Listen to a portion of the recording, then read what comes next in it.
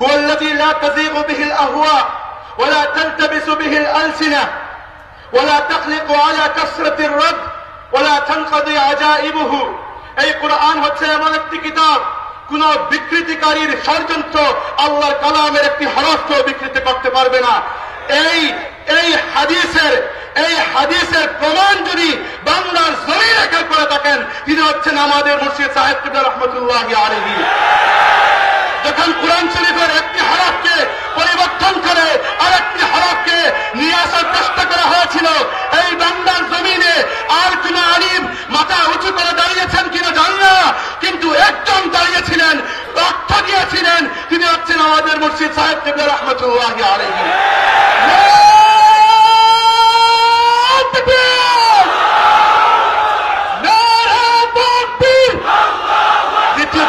সাহেব কিবলা রাহমাতুল্লাহি আলাইহির জীবনের দ্বিতীয় কর্মসূচি ছিল রাসূলুল্লাহ সাল্লাল্লাহু আলাইহি ওয়াসাল্লামের তাযীম এবং মহব্বত এই উম্মতের অন্তরের মধ্যে বেঁধে দেওয়া।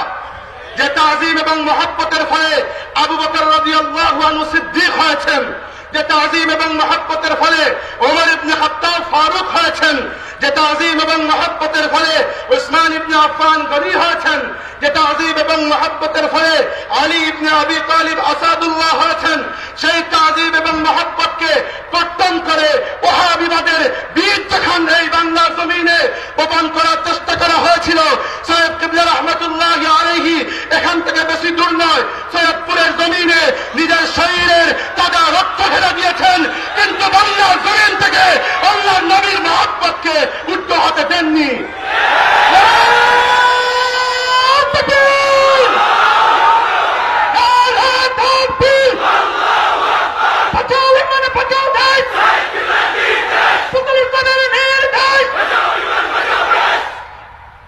এই ব্যাপারে রাসূল সাল্লাল্লাহু আলাইহি ওয়াসাল্লামের একটি হাদিস না বললেই নয়। আল্লাহ নবী সাল্লাল্লাহু আলাইহি ওয়াসাল্লাম বলেছেন, মা মিন মুমিনিন ইল্লা ওয়া আনা আওলা বিহি ওয়া আলা আওলা الناس বিহি ফিদ দুনিয়া ওয়াল আখিরা। কোন ব্যক্তি ততক্ষণ পর্যন্ত মুমিন হতে পারবে না ততক্ষণ না দুনিয়া আখিরাতে প্রত্যেকটি মানুষ এবং প্রত্যেকটি বিষয়ের চেয়ে আমি মুহাম্মদুর রাসূলুল্লাহ তার অন্তরের বেশি নিকটে অবস্থান না করি। ইনশাআল্লাহ আপনাদের অন্তরে রাসূল সাল্লাল্লাহু আলাইহি ওয়াসাল্লামের এই মহব্বত রয়েছে কিনা এবং স্বীকার করবেন কিনা এই মহব্বতের বীজ বপন করেছেন আমাদের মুর্শিদ সাহেব কিবলা রাহমাতুল্লাহি আলাইহি।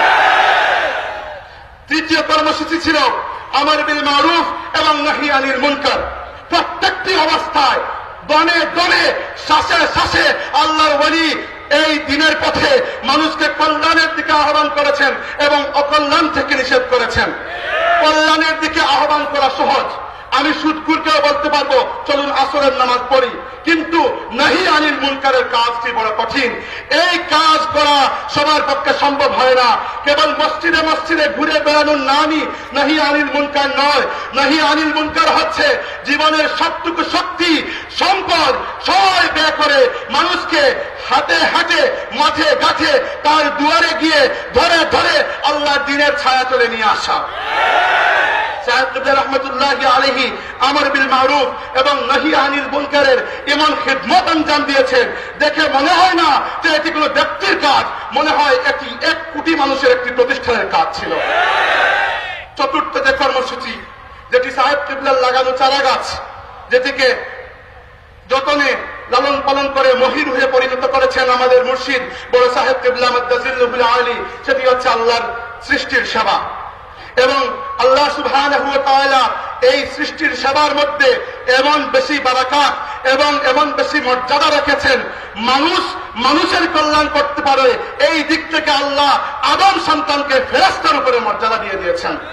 এবং রাসূল সাল্লাল্লাহু আলাইহি ওয়াসাল্লামের হাদিস রয়েছে, আনা ওয়া কাফিলুল ইয়াতামা কাহাতাইনি ফিল জান্নাহ, আমি এবং ইয়তীমের অভিভাবক কিয়ামতের দিন এবং জান্নাতে এমন ভাবে অবস্থান করব যেভাবে এক হাতে 2টি আঙ্গুলি অবস্থান করে।